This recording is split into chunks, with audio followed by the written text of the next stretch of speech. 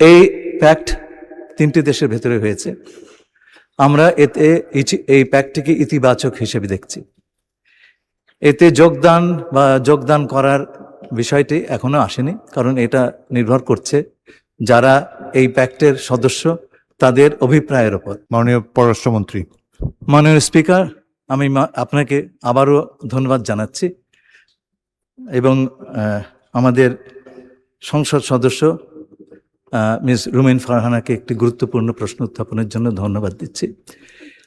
এই প্যাক্ট 3টি দেশের ভেতরে হয়েছে। আমরা এতে এই প্যাক্টটিকে ইতিবাচক হিসেবে দেখছি। এতে যোগদান করার বিষয়টি এখনো আসেনি, কারণ এটা নির্ভর করছে যারা এই প্যাক্টের সদস্য তাদের অভিপ্রায়ের ওপর। তারা যদি অভিপ্রায় প্রকাশ করেন বাংলাদেশকে এই প্যাক্টে নেবার জন্যে, তাহলে পরে আমরা নিশ্চয়ই সেটা ইতিবাচকভাবে বিবেচনা করব। কিন্তু তার আগের ভালো মন্দ এই বিষয়টি আলোচনা করাটা সম্ভবত সেই সময়টি এখনো আসেনি।